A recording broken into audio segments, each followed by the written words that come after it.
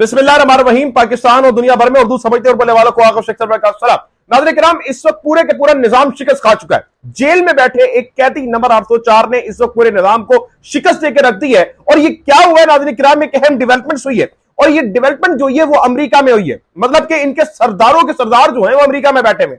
America में इस वक्त जो है वो सज्जाद बरकी साहब की एक अहम मुलाकात हुई है। अच्छा, मैं आपको बता दूं सज्जाद बरकी साहब हैं कौन। अगर हम अमेरिका में कुछ अहम तरीन लोगों के बारे में डिस्कस करें तो तीन लोग हैं। एक सज्जाद बरकी साहब, आतिफ खान साहब और एक डॉक्टर आसिफ। ये तीन जो बंदे हैं वो पाकिस्तान में होने वाले ह्यूमन राइट वायलेशन जो है उनके खिलाफ आवाज भी उठाते हैं और पीटीआई की बहुत अहम भी माने जाते हैं। अब नाज़रीन किराम हुआ यह है कि जो सज्जाद बरकी साहब हैं इनकी डोनाल्ड ट्रंप के एक वक्त से बहुत इंपॉर्टेंट मुलाकात हुई है और इस मुलाकात में अहम नकात पर बात हुई है। ये दो नकात थे। इस नकात का जो नाम था वो पहला तो ये था, मकसद ये था कि इमरान खान की रिहाई। दूसरा ये था कि 26 नवंबर को जो मैसेकर हुआ है उस पर आवाज उठाएं।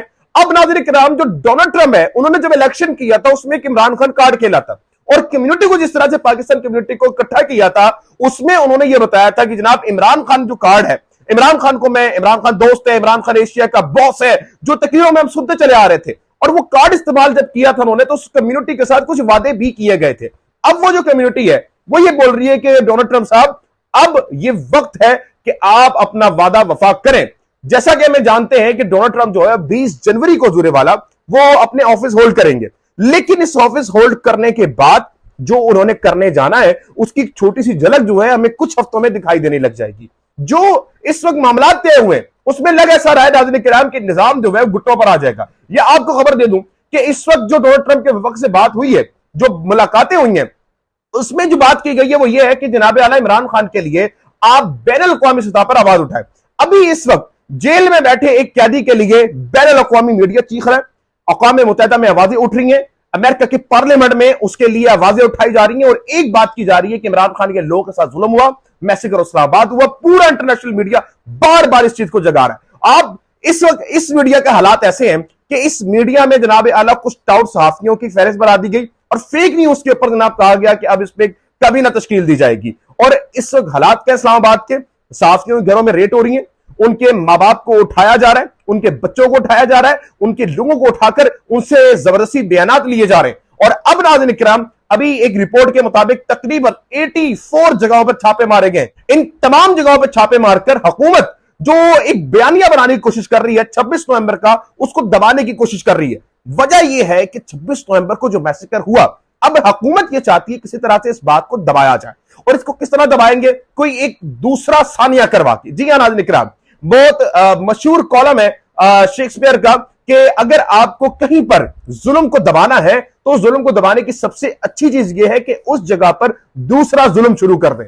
तो ये हालात हैं हमारे पाकिस्तान निजाम के और वही चीज हो रही है जो तकरीबन हर जालिम के दौर में हुई है कि अब नाज़रीन किराम ये लोग चाहेंगे ये कि 26 नवंबर को जो मैसेकर हुआ है उसकी आवाज को दबाने के लिए, उस मामलात को दबाने के लिए कुछ ऐसा अमल करें। और यही अमल इन्होंने इस्लामाबाद, लाहौर और पंजाब की जगहों पर किया हुआ है। वहां पर शदीद क्रैकडाउन जारी है, जहां पर तकरीबन इस वक्त रिपोर्ट के मुताबिक आपके सामने एक रिपोर्ट रख देते हैं कि कितने लोग उठाए गए हैं।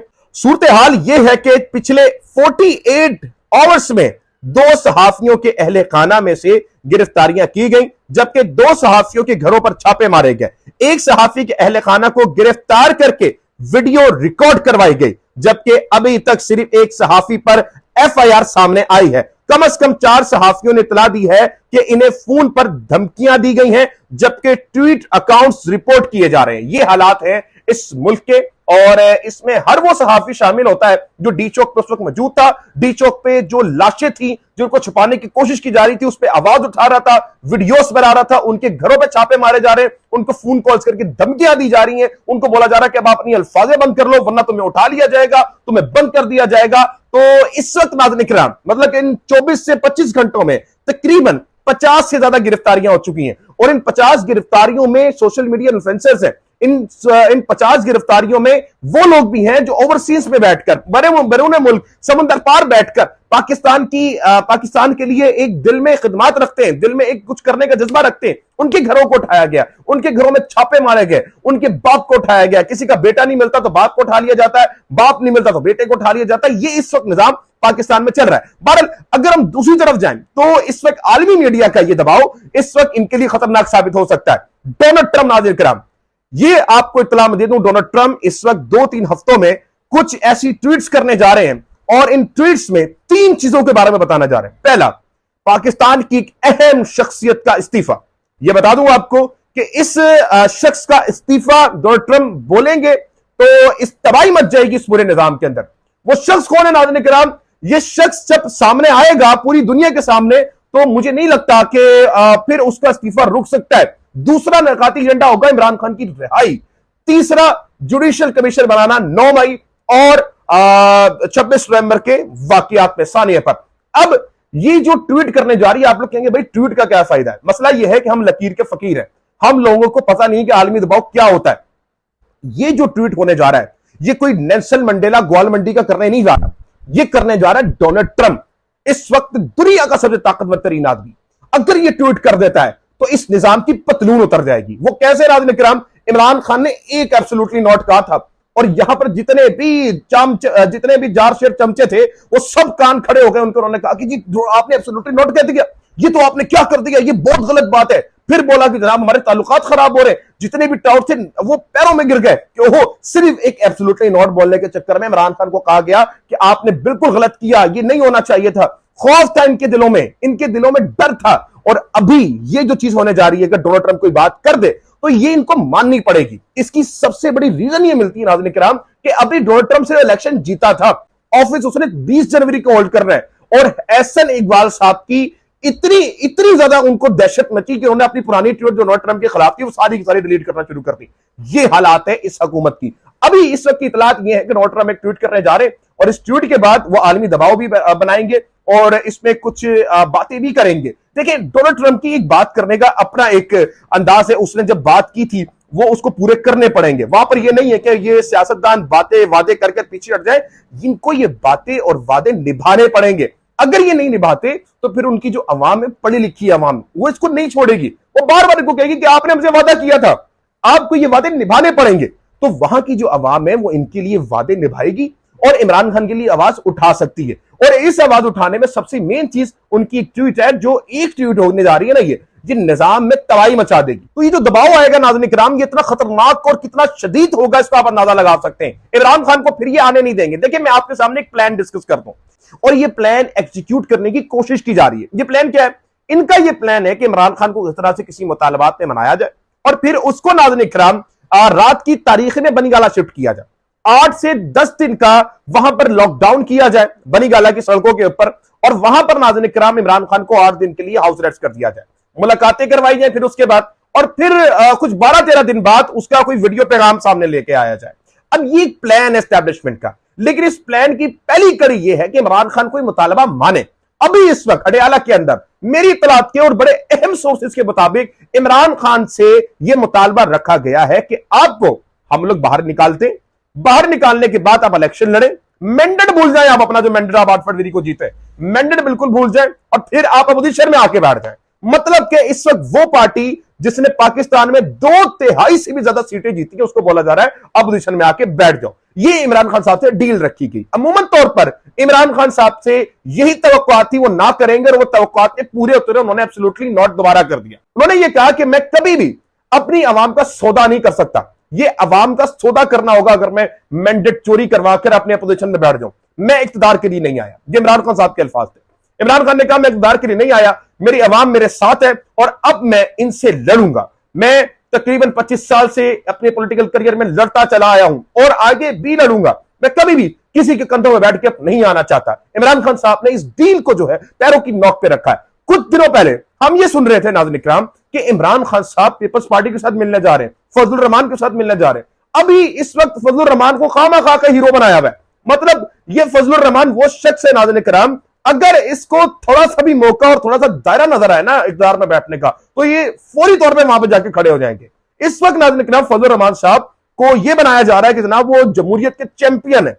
देखिए, अगर ये जो मौलाना बिल लेकर आए, अगर इस पे भी फजलुर रहमान साहब नहीं बोलेंगे तो उनका जो वोटर बैंक है वो सारा टूट जाएगा, क्योंकि उनका तो सारा वोटर बैंक का इन्हिसार ही उन्हीं लोगों पर जो मदरसों में पढ़े। तो मदरसों पे भी नहीं बोलेंगे तो उनके लोगों के खिलाफ आवाजें उठनी शुरू हो जाएंगी कि भाई ये दीन का सौदा कर दिया इन्होंने। तो वो अपनी सियासत चमका रहे। मैं आपको इतला दे दूं कि ना तो वो कोई एहतजाज करेंगे, ना कोई धरना करेंगे, ना लॉन्ग मार्च करेंगे। ये मेरी बात आप लिख लीजिएगा। कोई भी इस तरह का काम नहीं होने वाला फजलुर रहमान की तरफ से। वो बिल्कुल चुप करके बैठे हुए और तकरीरें करते रहेंगे। अभी इस वक्त मेन जो चीज है पीटीआई की, पाकिस्तान तहरीक इंसाफ की, इमरान खान की, वो एक है कि कुछ भी हो जाए 26 नवंबर का सानिया नहीं दबने देना। गोली चलाओ की मुहिम जो है वो तेजी के साथ बढ़ी है। गोली क्यों चलाई, फिर उसके बाद बाइकआउट मुहिम जो पाकिस्तान तहरीक इंसाफ की तरफ से की गई है, इसकी रिपोर्ट आपके सामने रखना बहुत जरूरी है। ये एक रिपोर्ट है नाज़रीन किराम पाकिस्तान रिपब्लिक की। अब ये क्या लिखता है नाज़रीन किराम, फौजी product announce special discount as sales drop and buyout. अब ये नाज़रीन किराम क्या है, ये आप मेरी स्क्रीन पे भी देख सकते हैं कि ये जो है नाज़रीन किराम, ये बाइकआउट की मुहिम कितनी तेजी के साथ चल रही है। और ये जो बाइकआउट की मुहिम है नाज़रीन किराम, ये इस वक्त जो चीजें वहां पे रखी गई हैं जिनका बाइकआउट हो रहा है, उनकी जो सेल्स है वो डाउन भी हो रही है और वहां पर जो इन प्रोडक्ट्स हैं उनकी कीमतें घटाई जा रही हैं। तारीख में हमने कभी ऐसा नहीं देखा नाज़रीन किराम। फिर हम ये देखते हैं, आगे चले तो हम ये देखते हैं नाज़रीन किराम, जो हमारे साबिक क्रिकेटर है, जो जिनको जीरो उस्ताद कहा जाता है, तो ये जनाब क्या फरमाते हैं, ये मैं आपको बता दूं। शाहिद हफीज साहब कहते हैं कि मुल्क चलाने की बात है, सारे बैठे मुल्क को लेकर चलते हैं। अगर आपकी नीयत है तो मुल्क को लेकर चलो। अगर मेरी नीयत है कि मैं तो बिल्कुल ठीक हूं, सामने वाला चोर डाकू, ऐसा हो नहीं सकता, ऐसा नहीं हो सकता। मुनाफिकत की ना एक दर्जा होता है, मुनाफिकत का एक लेवल होता है। इस्लामाबाद में हजारों लोगों के ऊपर नंगी गोलियां मारी गई। इस्लामाबाद पर हजारों लोगों के ऊपर गोलियां मारी गई, उनको मारा गया, माओ बहनों के दुपट्टे उतारे गए, चादर चादीवारी का तकद्दुस पमाल किया गया, लेकिन इस शख्स के मुंह से एक लफ्ज भी ना निकला। और आज नाज़रीन किराम ये बैठ के कह रहे हैं जनाब चोर डाकू ना कहो, चोर डाकू कहना बहुत बुरा होता है। मतलब कि ना एक चीज हम समझते हैं कि देखिए आपके घर में चोर आ जाते हैं, डकैत आ जाते हैं, वो आपका घर का सामान लेके जाते, वो आपकी माओ बहनों को मारते, वो आपके भाई को शहीद करके चले जाते हैं, और फिर चोर आपके सामने गिला करता है, ठीक है ये सब काम तो किया, लेकिन आप उसको चोर क्यों कह रहे हो? और भाई उसने पैसा लूटा है। नवाज शरीफ आज तक ये बता नहीं पाया कि जिन अहकामों के बारे में वो पार्लियामेंट में खड़े होकर बताता ये है वो जराए जिन पे मैंने वो प्रॉपर्टीज खरीदी थी, कहां है वो? फिर सुप्रीम कोर्ट में जाके जनाब आला अपना जो है कतरी खत दिखा दिया था। तो ये जो चीजें हैं ना शाहिद हफीज साहब, आवाम कभी भूलेगी नहीं। तो मेरा आपको मशवरा है कि जरा आप उन पे भी बात कीजिए जो बच्चों पर जुल्म हुआ। मेरा मशवरा है आपको कि उन पे भी बात कीजिए जो 12 लोग पीटीआई के सानिया डी चौक में शहीद हुए। मेरा आपको मशवरा है कि आप जरा जाकर उनके घरों में चूल्हे भी देखिए कि किस तरह जल रहे हैं। आप जरा जाकर उठे और उठ के जरा पंजाब की हालत देखें। आप जरा उठे और उठ के देखें कि इस वक्त हमारी कौम किस नेक्स्ट पर पहुंच चुकी है। आपको फिर समझ आएगी कि क्यों कौम इनको चोर डाकू डकैत कहती है। असल में मसला यह है, अभी इस वक्त इसकी एक और स्ट्रेटेजी बन रही है। देखिए कि इस वक्त पाकिस्तान तहरीक इंसाफ के लोगों के ऊपर इल्जाम लगने शुरू हो गए और यह बताया जा रहा है कि जो अली मीन गंडापुर है ये बिल्कुल गद्दार है। अली मीन गंडापुर लाख इख्तलाफात के बावजूद नाज़रीन इकराम वो एक जगह का सीएम है और इस वक्त एक बहुत बड़े ओहदे का मालिक है।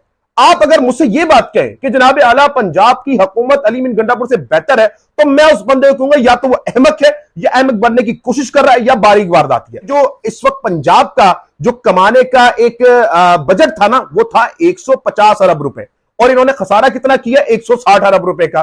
और केपीके का 50 अरब था, उन्होंने कमाया कितना? 103 अरब रुपए। और वहां पर खसारे में गए, यहां पर जनाब उन्होंने कमा के दिया। तो अली मीन गंडापुर से लाख इख्तलाफात होने के बावजूद उसने अपने सूबे को भी संभाला है, वो काम भी कर रहा है। ठीक है, हर जगह हमें इख्तलाफ राय हमारा हक है, हमें करना चाहिए, लेकिन मेन जो फोकस है अपना निशाना सीधा रखें। हमारा बायसे कौम हमारा मसला यह कि हम अपने निशाने को डगमगाने लग जाते हैं। निशाना सीधा रखें और वो निशाना इमरान खान की रिहाई है, वो निशाना पाकिस्तान के अवाम की आइन की बहाली है, वो निशाना पाकिस्तान की जमहूरियत की बहाली है, वो निशाना पाकिस्तान की 22 करोड़ अवाम के मैंडेट की वापसी है। ये आपको समझना पड़ेगा। और नाज़रीन इकराम आपको बड़ी खबर देने जा रहा हूं कि इस वक्त नाज़रीन इकराम पाकिस्तान तहरीक इंसाफ ओवरसीज पाकिस्तानी के साथ एक मुहिम शुरू करने जा रही है।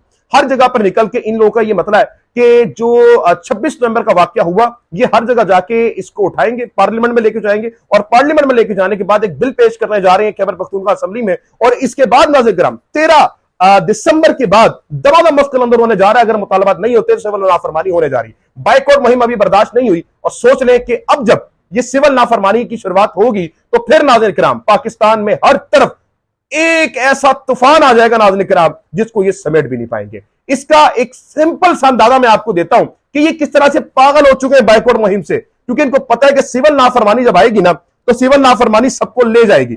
अता तारड़ साहब इस पे क्या लिखते हैं, किस तरह से बुकलाए हुए हैं, बुकलाहट का शिकार क्या है उनका, ये मैं आपको दिखा दूं। ये बड़ा सुनना जरूरी भी है। जो अल्फाज उन्होंने इस्तेमाल किए, जो उन्होंने बातें की अता तारड़ साहब ने, ये आपको पता भी होनी चाहिए। अता तारड़ साहब कहते हैं सिविल नाफरमानी की कॉल मज़ाइका खेस है, तुम्हारी नाफरमानी की ऐसी की तैसी फेर चुके हैं। तुम बचपन से ही नाफरमान थे, तुम्हारे मां बाप से भी नाफरमान थे, तुम खुदा के भी नाफरमान थे, तुम बीवी के भी नाफरमान थे, तुम बच्चों के भी नाफरमान थे, तुम खून के भी, तुम कौम के भी नाफरमान हो। वजीर इत्तलात अता तारड़ साहब, ये जो होता है ना पापा कुटनी औरतें होती हैं जो मोहल्ले में बैठ जाती हैं और तालियां बजा बजा के ना दुआइयां देती हैं, अता तारड़ साहब वो काम कर रहे हैं। तो जो सिविल नाफरमानी की गूंज है ना अभी शुरू नहीं हुई और चीखें मच रही हैं। अल्फाज जो है ना इनके पास है नहीं कि होने का जा रहा है, मतलब कि लोंडे लपाड़ों के अंदर इतनी तबाही मच गई है कि वो हाथ जोड़ेंगे भाई सिविल नाफरमानी नहीं करो, पहले अवाम पिसी हुई है, ये हुए भाई अवाम पिसी हुई है तो अवाम की हल क्या है। आप तो बार बार उस पर टैक्सेस लगाए जा रहे, तो ये वो वही चीज सिविल नाफरमानी होने जा रही है जो इनकलाब की सूरत ले जाएगी, तो ये बर्दाश्त नहीं कर पाएंगे और फिर नाज़रीन इकराम एक तहरीक का आगाज हो सकता है।